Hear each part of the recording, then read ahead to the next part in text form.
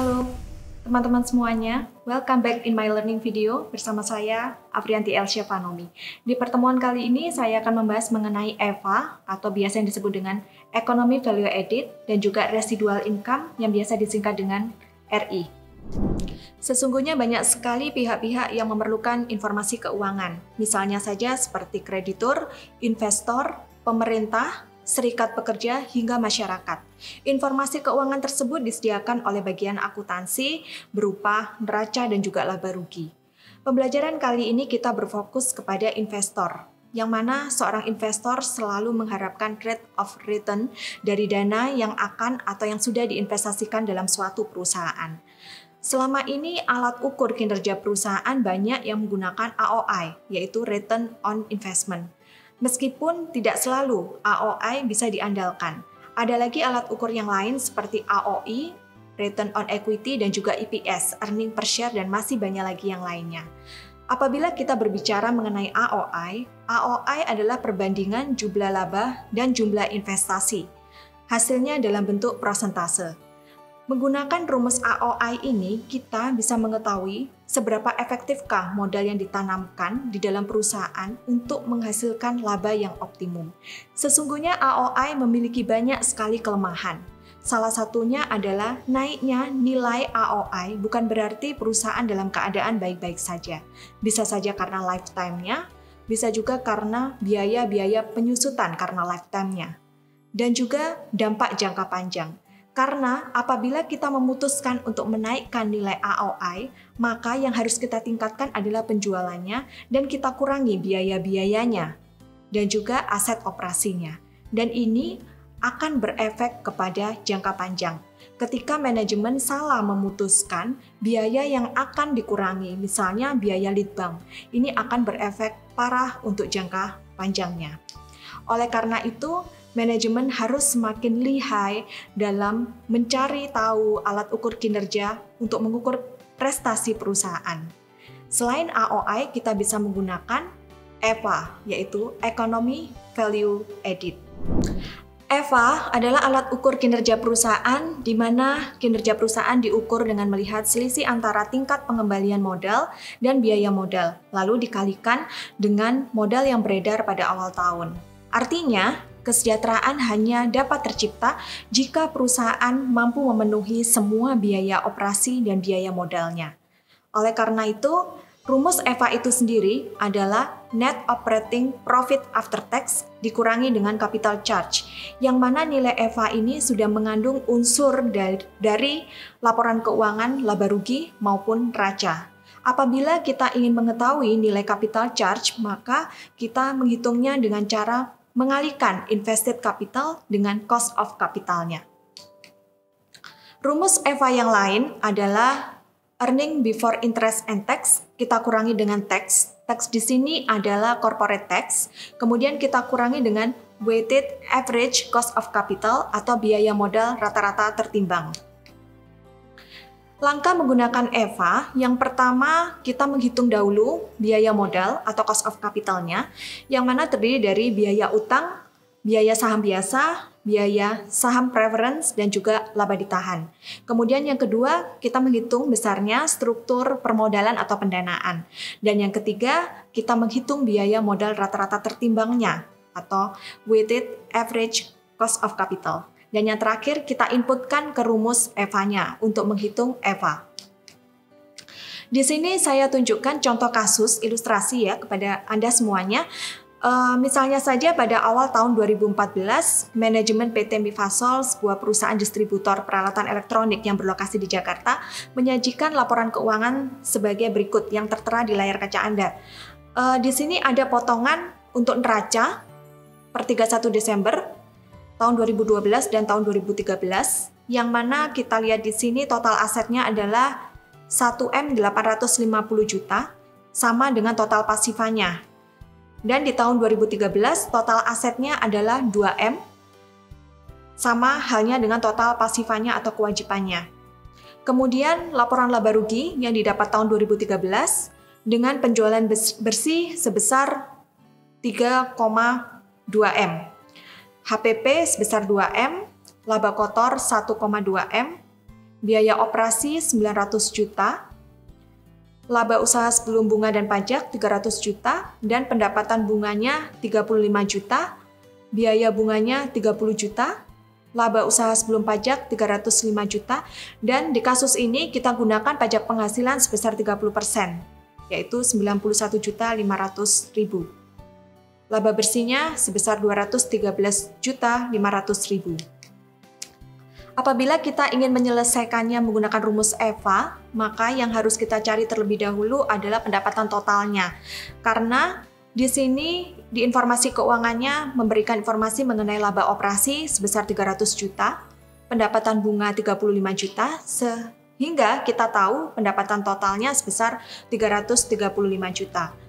NOPAT, Net Operating Profit After Tax-nya, kita dapatkan dari pendapatan total, baru kita kurangi dengan corporate tax, sehingga didapatkan hasilnya sebesar 234.500.000. Kemudian, langkah selanjutnya kita hitung invested capital rata-rata, yang mana kita harus ketahui invested capital awalnya.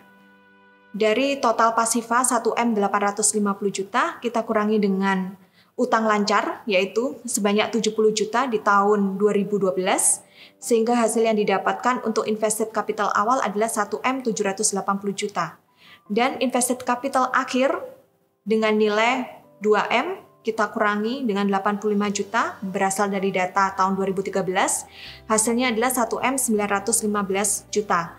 Untuk mencari rata-ratanya, kita tinggal menjumlahkan antara awal dan juga akhir kita bagi dua. Hasilnya adalah 1M 847.500.000 rupiah.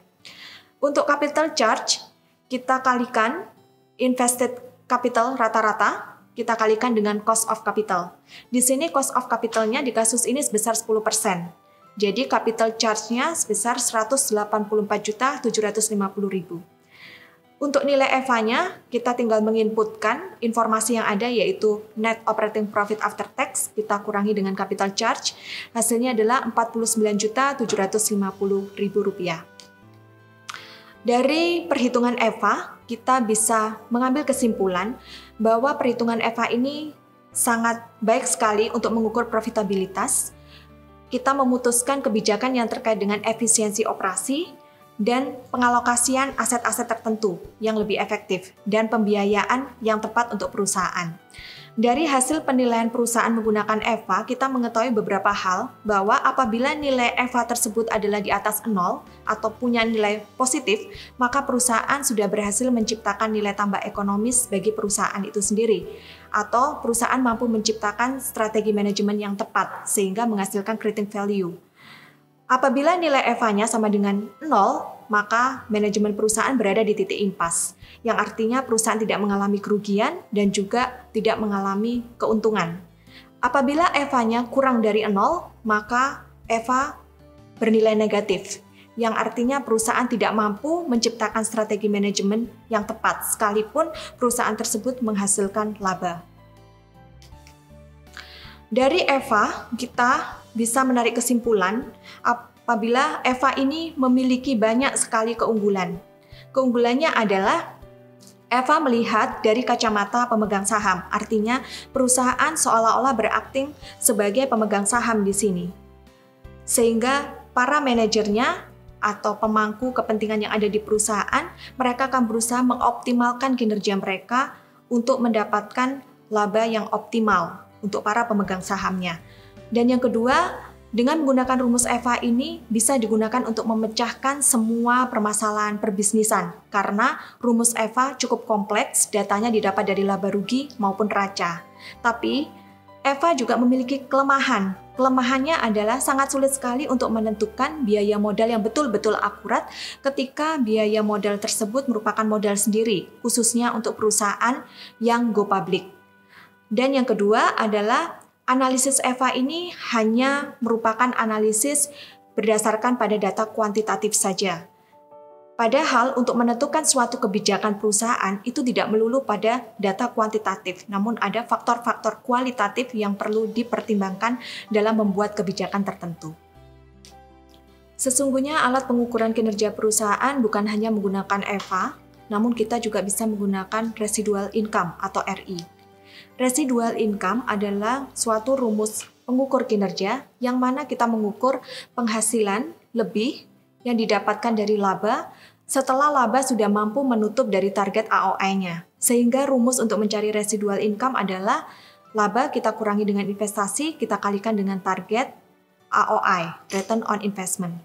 Keunggulan menggunakan residual income ini, tarif untuk beban modalnya bisa dilakukan pengejasan tergantung pada jumlahnya investasi yang diaplikasikan di setiap divisi dan juga besarnya aset yang dimiliki oleh divisi tersebut tergantung dengan besarnya resiko masing-masing divisi. Namun residual income ini juga memiliki kelemahan karena hanya berfokus pada jangka pendek, bukan jangka panjang, dan juga sangat berpengaruh terhadap metode penyusutan yang diterapkan oleh suatu perusahaan. Residual income ini juga hasilnya merupakan angka yang absolut, sehingga bukan merupakan angka yang berbentuk rasio atau persentase, sehingga sangat sulit untuk melakukan penganalisaan atau melakukan penginterpretasian. Di bagian ini saya akan memberikan ilustrasi mengenai penerapan residual income itu sendiri. Jadi ketika ada perusahaan memiliki dua divisi, yaitu divisi A dan divisi B, yang mana investasi yang diberikan kepada divisi A sebesar 1 miliar dengan laba usahanya sebesar 240 juta karena nilai AOI divisi A adalah sebesar 24%. Target penghasilan minimum di sini kita gunakan untuk menghitung residual income. Sedangkan untuk divisi B, investasinya sebesar 5 miliar, yang mana laba usahanya sebesar 800 juta karena AOI divisi B adalah 16%. Sehingga target penghasilan minimumnya adalah 600 juta dan 120 juta untuk divisi A. Target penghasilan minimum ini kita dapatkan dari penerapan residual income, yang mana perusahaan memutuskan untuk menggunakan target AOI minimum sebesar 12% dari masing-masing investasi setiap divisi. Sehingga residual income yang didapatkan divisi A sebesar 120 juta dan juga divisi B sebesar 200 juta. Dari kasus pertama kita mengetahui bahwa divisi A dari target AOI-nya sangat besar sekali, yaitu 24%, bila dibandingkan sama divisi B, yaitu 16%. Namun ketika kita menerapkan perhitungan residual income di sini, nilai divisi B jauh lebih tinggi dibandingkan divisi A. Kasus yang kedua, ketika perusahaan mengubah target AOI-nya menjadi 19%, lebih rendah. 19%. Maka nilai investasinya adalah 1M, kita tetap menggunakan nilai investasi yang sama 1M. Kemudian divisi B kita menggunakan investasi yang sama yaitu 5M dengan masing-masing laba usahanya menggunakan nilai AOI 24% dan 16%. Target penghasilan minimum di sini untuk divisi A dengan menggunakan residual income dengan target AOI 19%, maka divisi A sebesar 190 juta dan divisi B sebesar 950 juta. Residual income-nya untuk divisi A 50 juta dan divisi B minus 150 juta. Sehingga dari perhitungan AOI tidak bisa mencerminkan bahwa perusahaan dalam keadaan baik-baik saja atau divisi A selalu dalam keadaan baik-baik saja. Divisi B ternyata menggunakan perhitungan menggunakan residual income malah hasilnya negatif atau minus. Sedangkan di kasus yang ketiga, ketika kita merubah target AOI menjadi 20%, di sini target penghasilan minimum akan berubah juga. Kita sesuaikan dengan target AOI-nya 20%, sehingga target minimum divisi A 200 juta dan divisi B 1M. Residual income-nya untuk divisi A adalah 50 juta dan divisi B sebesar 250 juta. Laba usaha tentunya berbeda karena kita ubah dari AOI yang sebesar 24% menjadi 25%, sehingga laba usaha sebesar 250 juta, sedangkan untuk divisi B, kita mengubahnya dari 16% naik menjadi 25%, sehingga laba usaha sebesar 1M 250 juta. Ini hanya contoh saja. Dan dari kesimpulan yang bisa kita tarik dari ilustrasi yang ini mengatakan bahwa perhitungan menggunakan AOI tidak selalu hasilnya sama dengan apabila kita menerapkan residual income. Ketika suatu divisi dikatakan baik kondisinya dari menggunakan AOI, namun belum tentu keadaannya akan menjadi lebih baik dengan menggunakan residual income.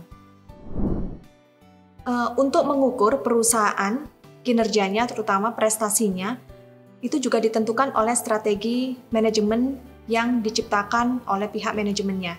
Dan salah satu kebijakan yang mengarah ke arah sana adalah bagaimana caranya menentukan biaya modal atau cost of capital yang tepat.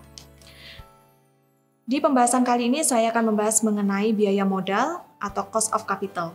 Biaya modal itu sendiri adalah biaya atas penggunaan dana yang digunakan untuk investasi dalam suatu perusahaan. Biaya modal dibagi menjadi dua, biaya modal khusus dan biaya modal rata-rata tertimbang atau weighted average cost of capital. Biaya modal khusus terdiri dari biaya modal pinjaman, biaya modal saham preferen, dan biaya modal saham biasa.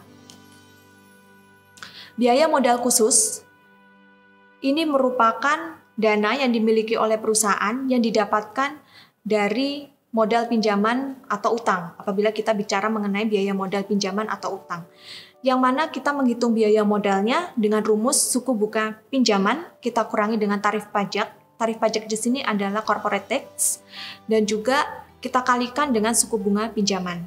Ini merupakan hal yang wajib yang harus dilakukan pembayaran oleh perusahaan apabila perusahaan memiliki kewajiban dengan pihak eksternal atau kreditur. Misalnya saja saya memberikan contoh perhitungan untuk biaya modalnya ketika suku bunga pinjaman yang dilakukan oleh perusahaan sebesar 20% dengan tarif pajak perusahaan misalnya 35%, kita kalikan dengan 20%.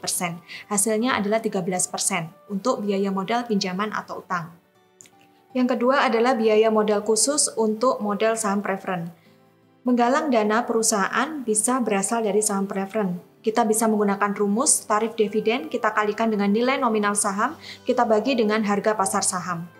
Apabila di kasus ini kita gunakan 18% untuk tarif dividennya, dengan nilai nominal sahamnya sebesar 1.000, dan kita bagi dengan harga pasar saham misalnya 900, maka hasil biaya modalnya adalah 20%.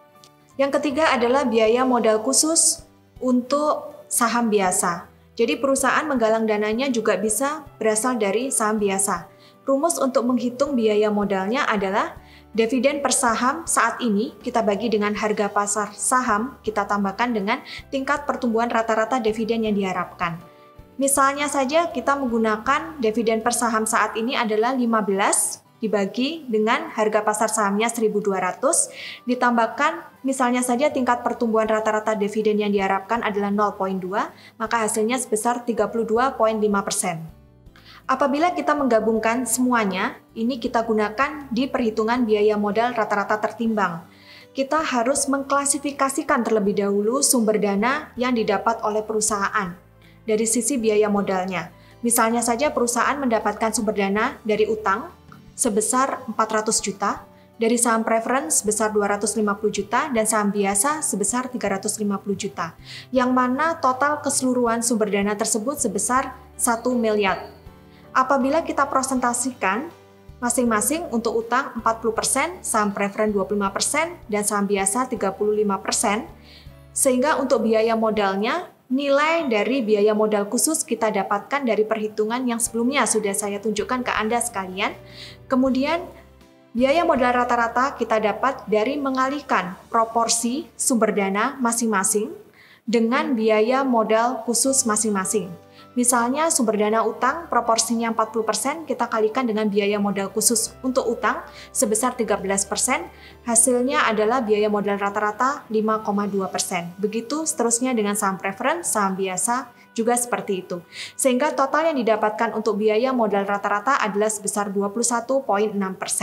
Artinya di sini biaya modal rata-rata sebesar 21,6%. Ini merupakan dana yang didapatkan oleh perusahaan yang berasal dari utang, saham preferen, dan saham biasa yang berasal dari pihak eksternal perusahaan. Dan selebihnya, kegiatan operasional dan permodalan serta pembiayaan perusahaan didasarkan pada modal sendiri. Demikian pembahasan saya mengenai EVA, Economic Value Added, dan juga RI, Residual Income. Mudah-mudahan ilmu yang saya sharekan ini bermanfaat untuk kalian semua dan bisa diterapkan di dalam penentukan kebijakan perusahaan nantinya sebagai alat ukur kinerja atau prestasi perusahaan. Terima kasih atas perhatiannya dan sampai jumpa di video saya selanjutnya.